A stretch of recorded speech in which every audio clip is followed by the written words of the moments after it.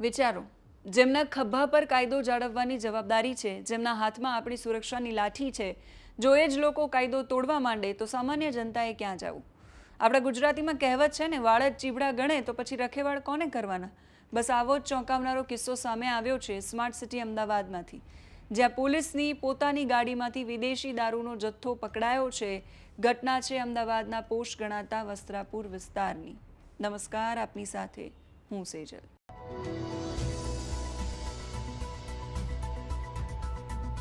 અમદાવાદમાંથી જે કિસ્સો સામે આવ્યો છે, સવાલ ઊભો કરી રહ્યો છે કે શું પોલીસે હવે બુટલેગરનું કામ શરૂ કર્યું છે? વાળ જ ચીબડા ગળે એ પ્રકારની પરિસ્થિતિ છે તો આમાં જવું ક્યાં? એક તરફ એવા પણ કિસ્સાઓ બને છે કે જ્યાં પોલીસના વહીવટદાર છે એ એવો વહીવટ કરી નાખે કે બિલ્ડરની 100 કરોડ રૂપિયાની સ્કીમ છે પચાવી પાડે. બીજી બાજુ પોલીસ કર્મચારીઓ દારૂની હેરાફેરી કરતા પકડાય. ક્યાંક ભાવનગરના મહુવાની અંદરથી ઓડિયો વાયરલ થાય અને પીએસઆઈ પરમાર બુટલેગરની પાસે હપ્તા માંગે એટલા માટે કે એમને બીજી જગ્યાએ સર્ચ ઓપરેશન માટે જવાનું છે.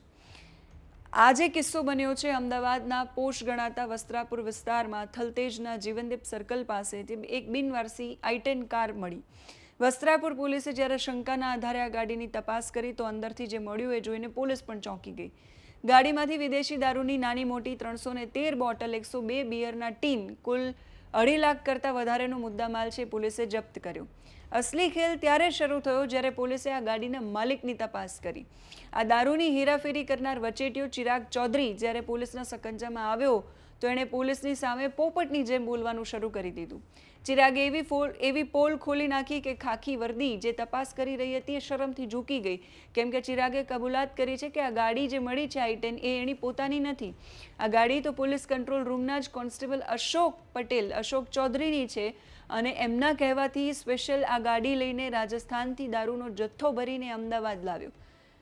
તમે બરાબર જ સાંભળી રહ્યા છો. દારૂબંધીવાળા ગુજરાતમાં જે પોલીસ દારૂ પકડવા માટેનો પગાર લે છે એ જ પોલીસનો માણસ દારૂ મંગાવતો હતો. હવે આરોપી કોણ? અશોક પટેલ જે છે વર્ષ 2012થી પોલીસમાં છે અને હાલ અમદાવાદ પોલીસ કંટ્રોલ રૂમમાં ફરજ બજાવે છે. આ સાહેબનો ભૂતકાળ એ પવિત્ર નથી. 2017માં એમની સામે હથિયાર બતાવીને બળજબરીથી પૈસા પડાવવાનો ગુનો એમની સામે નોંધાઈ ચૂક્યો છે. પોલીસનું આ બાબતે શું કહેવું છે એ સાંભળી લઈએ. પહેલા તારીખ 5/7/2026ના રોજ પોલીસ પેટ્રોલિંગમાં હતી.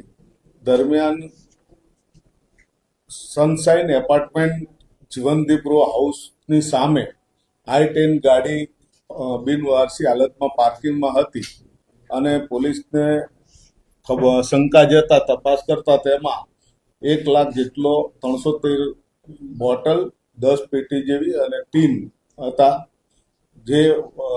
જે ઇન્વેસ્ટિગેશનમાં 213/2026થી ગુનો દાખલ કરેલ. તેમાં તપાસ દરમિયાન ચિરાગ વિરજીભાઈ ચૌધરીને જે તે વખતે અટક કરેલ 8/7/2026ના રોજ, જેમાં નામ ખુલવા પામેલ કે આ જે દારૂ લાવ્યા છે તે હાલમાં પોલીસ કર્મચારી અશોકભાઈ જોઈતાભાઈ પટેલ લાવ્યા છે, જેઓને હાલમાં એરેસ્ટ કરવામાં આવેલ છે અને આજ રોજ પણ કોર્ટમાં રજૂ કરી અને રિમાન્ડની કાર્યવાહી કરવામાં આવનાર છે. પોલીસ કર્મચારી ક્યાં ફરજ બજાવે છે? કેટલા સમયથી ખાતામાં ફરજ બજાવે છે? પોલીસ કર્મચારી હાલમાં કંટ્રોલ રૂમ ખાતે ફરજ બજાવે છે અને આ દારૂ મુદ્દામાલ તે રાજસ્થાનથી લાવ્યો હોવાનું હાલની તપાસ દરમિયાન ખુલેલ છે. હવે આ દારૂ કોને આપવાનો હતો, કઈ રીતે એનું જવાનું હતું એ આગળની તપાસનો વિષય છે, જે આગળ તપાસમાં આ બધી હકીકત ખુલશે.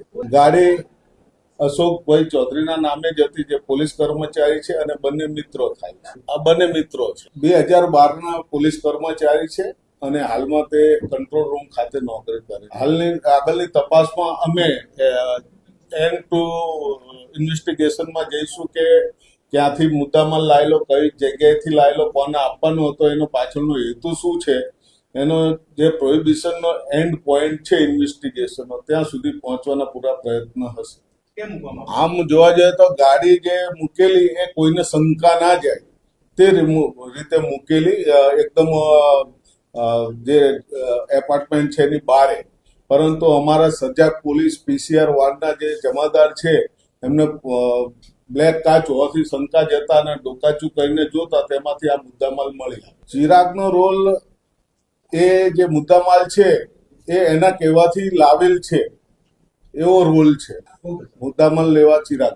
હવે સવાલ એ થાય કે જો કંટ્રોલ રૂમમાં બેસનારા જ બુટલેગિંગનું કંટ્રોલ કરવા માંડે તો સામાન્ય માણસ કોના પર ભરોસો કરે? જ્યારે કાયદાના રક્ષકો કાયદાના ભક્ષક બને ત્યારે જનતા કોની પાસે ન્યાય માંગવા જાય? વસ્ત્રાપુર પોલીસે હાલ તો આ ખાખીધારી બુટલેગર કોન્સ્ટેબલની ધરપકડ કરીને જેલના સળિયા પાછળ ધકેલ્યા છે, પણ આ ઘટનાએ સિસ્ટમ સામે એક મોટો સવાલ ઊભો કરી દીધો છે કે જ્યારે વાળ ચીબડું ગળી જાય ત્યારે રખેવાળ તમે કોને રાખશો? જો પોલીસે જ આ પ્રકારનો બુટલેગિંગનો ધંધો કરશે બુટલેગરનો, તો પછી બુટલેગર તો બેફામ ફરવાના જ છે. તો પછી ગુજરાતમાં દારૂબંધી છે તો માત્ર કાગળ પર જ રહેવાની છે. કાયદાના રક્ષકો ભક્ષક બન્યા છે. આ કિસ્સા પર તમારું શું કહેવું છે? કમેન્ટ કરીને કહેજો. અત્યારે આ વિડીયોમાં બસ આટલું જ. નમસ્કાર.